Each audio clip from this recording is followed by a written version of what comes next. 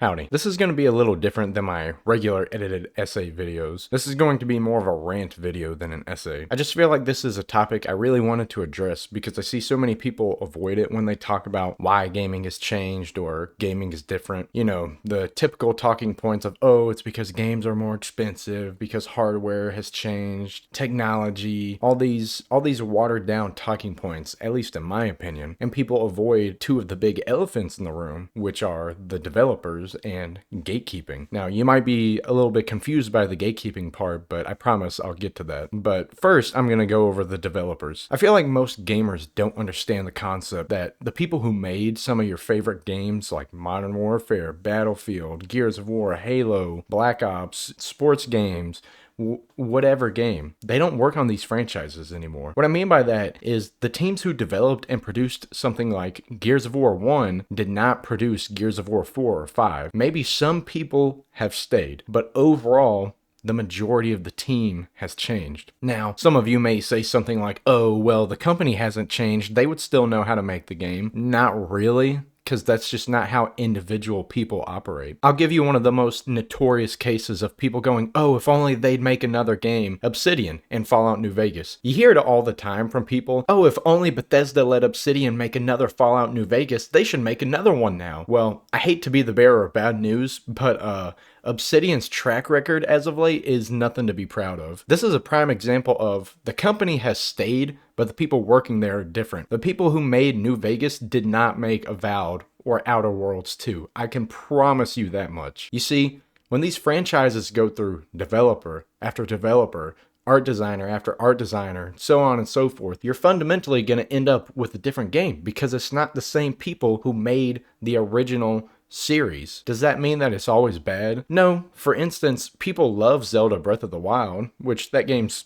I'd say, pretty different from its predecessors, so it can work sometimes. But on top of that, we even see employees leave during a game's development, or they leave once the game is released and either go on to different projects or an entirely new company. The Elder Scrolls 6, I think, like, the lead art designer or one of the story writers has, like, left during the development, which, you know, again, my point being is that somebody who originally might have worked on Skyrim is now not working on the Elder Scrolls 6, so either they're going to have to get somebody else to fill in for him, or they're just going to have to kind of go with what he was already making and finish it themselves. Again, this just goes to prove that people change, that maybe the company is the same, but the same people aren't making the next game in the series, and that's why games sometimes feel so different. That's why you get game number 1 that you're like, wow, awesome, amazing, I love this game, I can't wait to see the next game. The next game comes out and you're like, this doesn't even feel like it's a part of the same franchise. What happened? And case in point, most of the time it will go wrong. Look at like Halo, look at most of the Call of Duties, look at Battlefield 2042, look at Gears of War, like all the sports games. I mean, the list just goes on. Like, just honestly, just pick any franchise at this point, because again, the people who made those games end up being replaced by new people who either think that change is better or they just don't understand what made the franchise so special in the first place. In which this actually leads me into the second point that I mentioned earlier, gatekeeping. You know, I know a lot of people probably have very strong opinions on gatekeeping and think that it's such a horrible thing. Personally, I think it's a good thing and it's required for niches. I'm just gonna throw up like a graph or some related image to show why gatekeeping is necessary. Look, I have no problem with people wanting to partake in my particular niche, my show, my movie, my games, whatever. But the thing is,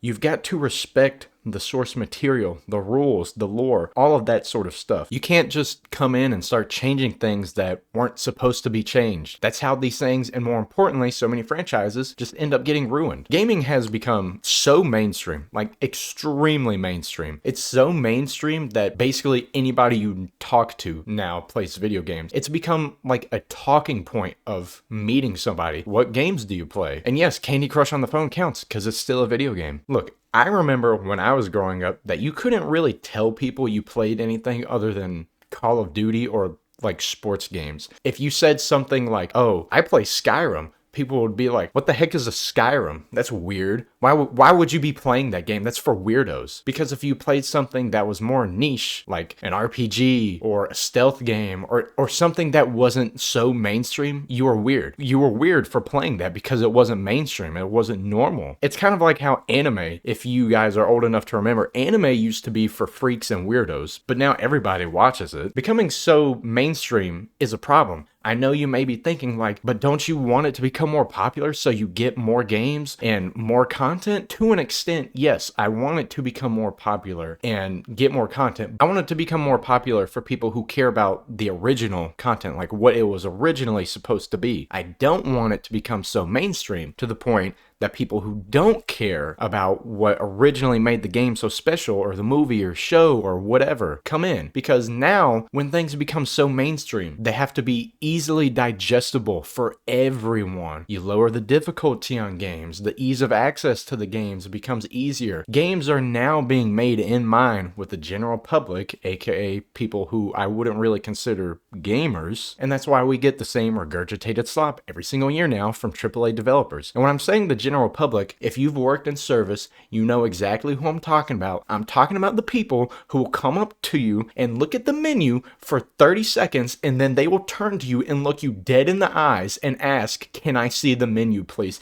These are the type of people that I'm talking about. That is why stuff has to be so dumbed down now, because we also have these game journalists who somehow don't know how to press the jump button on a controller, even though it tells them in the game. This is why things don't need to be so mainstream, because you get people who come into it and don't care to listen, don't care about the story, don't care about the rules. They just want to have fun. And I know you're saying, oh, well, just let people have fun. When we let people have fun, again, they come in and change it to what they want it to be, not what it's supposed to be. They don't respect it. They change it to what they want it to be, which most of the time they want things to be easier to understand. And again, to continue on things being watered down, I'm especially talking about like the story. You know what I'm talking about? Exposition dumps. Everything has to be explained because heaven forbid people use their critical thinking skills to figure things out for themselves. One of my favorite games of all time, Dishonored. Throughout the game's dialogue, they do not flat out say, hey Corvo, the guy you are playing as is the dad to Emily, and you had a secret relationship with the queen. It's implied through some dialogue and notes that you have to read yourself, but it's never flat out stated.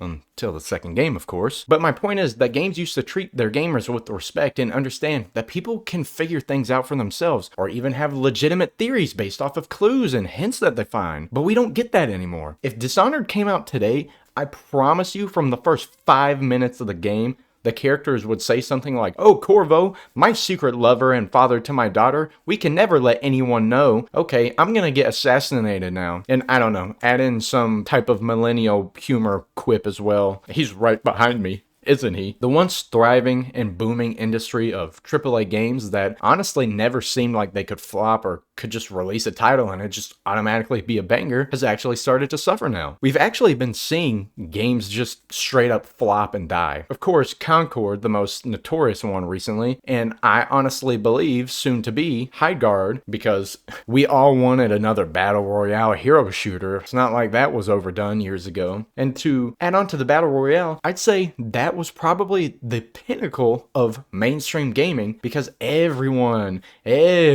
started playing video games because they were also free. Again, the ease of access to video games, because there was also on the phone, PUBG on the phone, the ease of access, which in turn caused the whole industry to go into a craze to appeal to as massive audience as possible. So then everyone had to have a Battle Royale mode. I'm looking at you, Battlefield. Look at something like 40K, for example, or Lord of the Rings. These are two communities that genuinely do gatekeep, but in a healthy way. I'm not going to talk about Amazon Lord of the Rings. If you are a real Lord of the Rings fan, you know that should not be a thing. It's not canon because it completely destroys so many characters and so much of the lore. But these two communities have managed to thrive and I'd say pretty much stay true to their original creators or the original story and lore behind it. Because again, they gatekeep. The people who are in these communities will 100% call you out if you get lore wrong or try to make a fan theory. They actually tell people, hey man, that's not how this franchise works. It doesn't have to be mean, but gatekeeping is important to keep a franchise alive and have it not become a twisted image of itself. If you want to make characters or a world, go build your own. Don't try and insert yourself into a different franchise that has already been well established. AAA gaming is pretty much dead, in my opinion. It's become extremely oversaturated and watered down for the masses. I'm sure we can still expect a few decent AAA games here and there, but for the most part, I would just stick to AA and indie games. And this is also why I find myself going back to play older games, because I just enjoy the older games. I don't know what it is. They just have better story building. They have better atmosphere. They have better characters. They have better dialogue. Maybe the gameplay's outdated. Maybe the graphics are a little outdated, but it was more enjoyable. Again, everything wasn't handed to me on a silver platter like games are nowadays. I cannot stand exposition dumps. It's boring. It completely takes you out of the game. It is so unimmersive. If I wanted an exposition dump, I'd go and watch a Netflix show, because even Netflix has admitted that they need to start making shows to be able to be watched by people who are just on their phone the whole time. That's why you, as a smart person watching a Netflix show, are like, why are they explaining literally every single thing that they are doing in the show? That is so unnecessary. Again, mainstream. We've got to keep everything mainstream and easily digestible for everyone. Nothing can be hard anymore. Nothing can be niche. Everyone's supposed to have fun and enjoy everything. I don't agree with that. Things need to be niche. Things need to be gatekept. Your original developers, again, don't work on the franchises anymore. Maybe some of them do, but overall, the majority of the teams have changed. So you're going to get new people. You're going to get people who want to change things their way. Overall, if you take nothing else from this video, my point is, developers have changed for these original titles. The people who made your old classic favorites most likely don't work at that company anymore and either have moved on to different projects or work for a completely different company now. And gatekeeping, whether you think it's bad or not, is actually necessary to keep niches niche. If you don't stop people from coming in, and I'm gonna say it because, people are gonna make fun of me for saying it, but normies, okay?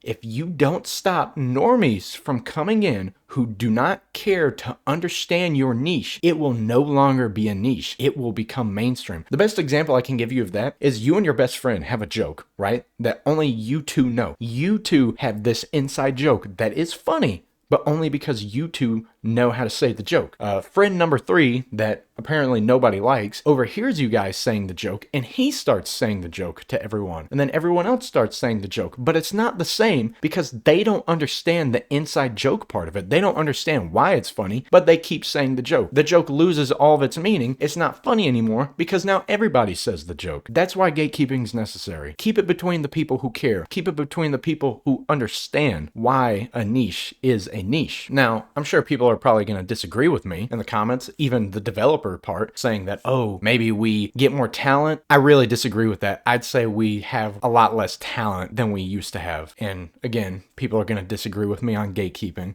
but at least it's just an opinion, right? I'd love to hear your guys' thoughts, and I'd love to see your comments on what you think, because again, I never see people talk about these points. I never see people really go over this and address these two major problems as to why gaming is so different now. Nobody wants to talk about this. I don't know why. Anyways, as far as my channel goes, as you can tell, yes, I am alive. I know it's been like a month since I uploaded my last video essay. Life has been pretty busy for me lately. I got sick for almost a week. Then my family got sick. Then, as you guys know, with the weather came in, and I've just got a lot of things going on personally, so it's made it very difficult to try and get anything out. I do have a script recorded for another video essay. Editing has not started again. It's busy. I want to give you guys quality over quantity, of course. I'm trying to make sure that I give you guys the highest quality that I can possibly give, because I've got to make the script, then I've got to record me saying the script, then I've got to splice it, then I've got to edit things, I've got to get everything that I need, got to make the thumbnails, titles, and all that sort of stuff, so it takes a while to get all that done, but I will try to hopefully get another video essay out sometime next month to my very small community that shows me support on these videos, and I will try my best to keep making content for you guys. If this video does well, I'll probably make more rant type videos. I'll still make my video essays. Overall, thank you so much for your support, and I hope you have a good morning, good afternoon, or a good night.